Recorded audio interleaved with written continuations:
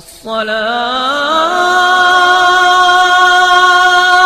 खैरुम मिनन्नौम।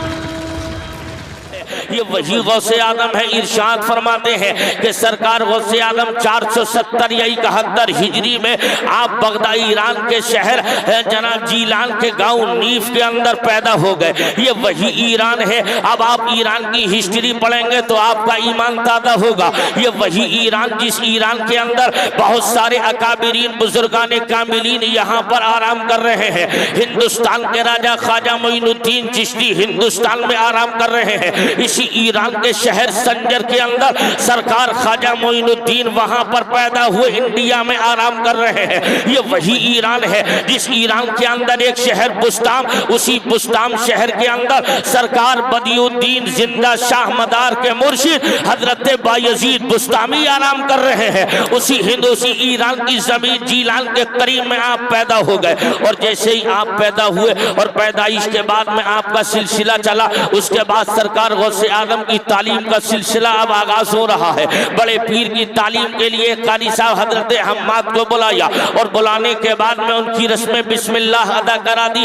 और जब रस्म बिस्मिल्लाह का आलम यह है, सरकार शेख आदम अब्दुल कादिर जीलानी रस्म बिस्मिल्लाह इस तौर पर अदा कर रहे हैं। इरशाद फरमाते हैं आपके उस्ताद बेटे अब्दुल कादिर पढ़ो अऊज़ु बिल्लाहि मिनश शैतानिर रजीम। सरकार गौस पाक ने अऊज़ु बिल्लाह को पढ़ना शुरू किया और उसके बाद बिस्मिल्लाह को बड़े पीर ने जब पढ़ना शुरू किया तो पढ़ने का आलम यह है, आपने उस पहली बैठक में जब कुरान की तिलावत शुरू की तो एक पारा नहीं, दो पारे नहीं, चार पारे नहीं, बल्कि 18 पारों को गौस पाक ने बगैर देखे पहले दिन सुना डाले। और जब 18 पारों को सुनाया था तो शेख हम्माद ने कहा था, ओ बेटे अब्दुल कादिर पढ़ाने के लिए बैठे हो या पढ़ने के लिए बैठे हो? अर्ज किया आका, अर्ज किया हुजूर, आज से पहले न किसी मदरसे में पढ़ा, आज से पहले न किसी मदरसे में जानू अदब किसी उस्ताद के सामने तय किया। तो आपके उस्ताद ने कहा, बेटा आखिर ये इतने पारे कुरान के याद कहाँ से हो गए? अभी तो आज तुम्हारा पहला दिन पढ़ने का है,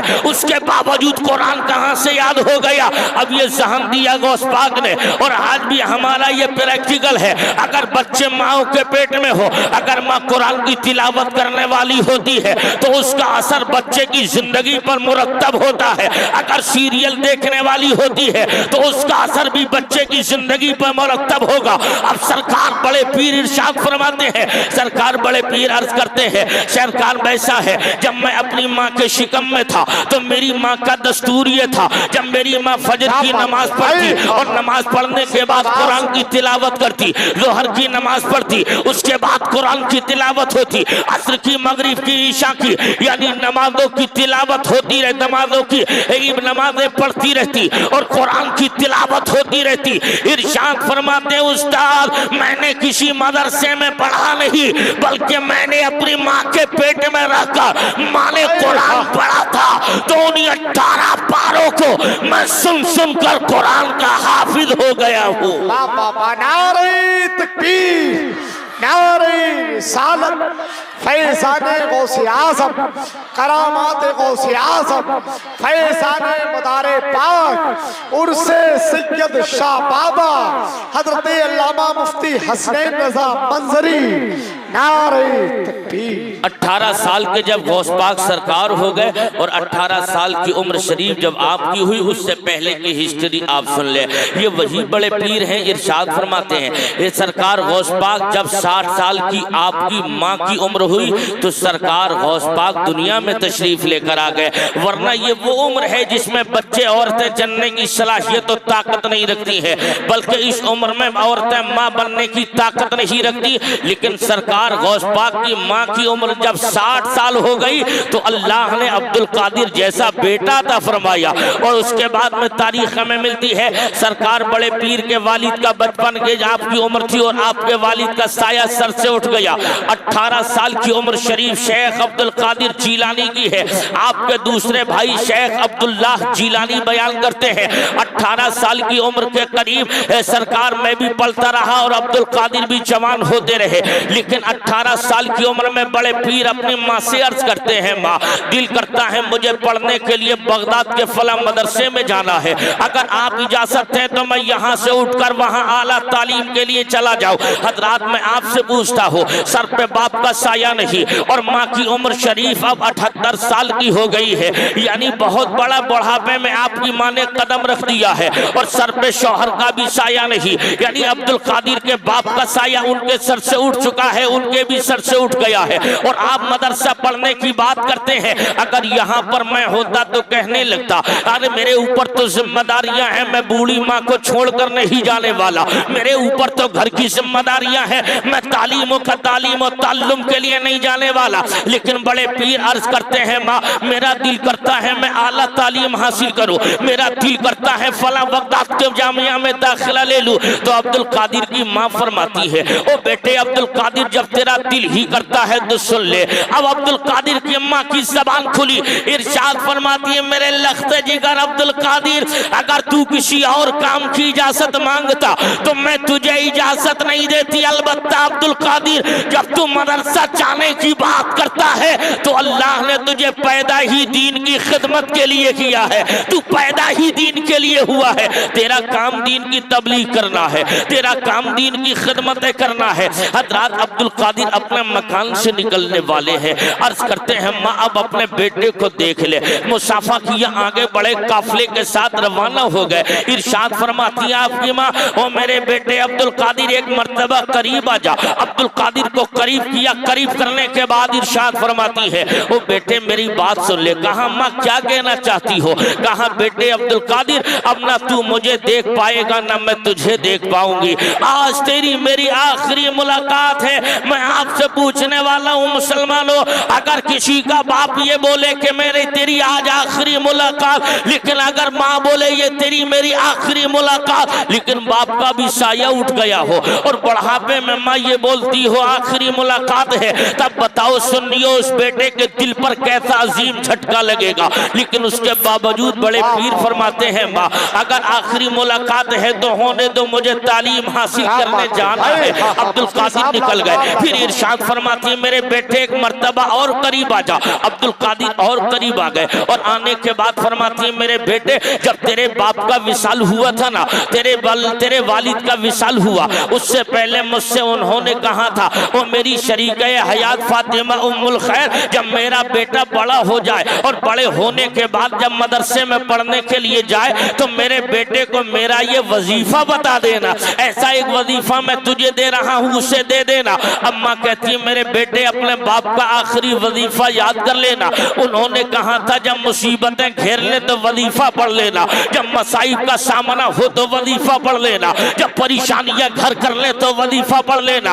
अल्लाह इस वजीफे की बरकतों से बीमारियां दूर कर देगा, इस वजीफे की बरकतों से परेशानियां दूर कर देगा। कहा माँ वो कौन सा वजीफा बताया था? इरशाद फरमाती, बेटे अब्दुल कादिर वजीफा ये है, पढ़ो बिस्मिल्लाहिर्रहमानिर्रहीम। अब्दुल कादिर ने बिस्मिल्लाह पढ़ दिया। उसके बाद कहा बेटे पढ़ो अल्लाहुल काफी वसद्दुल काफी वजद्दुल काफी कफानिल काफी व निअमल काफी वलिल्लाहिल हम्द। ए बेटे अब्दुल कादिर जब तुम्हें परेशानियां आए तो इसको याद कर लेना और इसको पढ़ लेना, परेशानियां दूर हो जाएंगी। अर्थात आगे बढ़े और उसके बाद फरमाती है, मेरे बेटे मदरसे जा रहे हो चले जाओ मगर झूठ मत बोलना। हजरात ये माँ अपने बेटे को नसीहत करके भेज रही है। ये अपनी माँ की नसीहत सुनकर अब्दुल कादिर चले हैं। कहाँ जा रहे हो? मदरसा पढ़ने के लिए। आज हम भी मदरसा पढ़ने के लिए जाते हैं। ये मौलाना नसीम साहब, मौलाना तारिफ साहब बैठे हैं, आप इनसे पूछिए जब आपके यहाँ पर किसी बच्चे का दाखिला लिया जाता है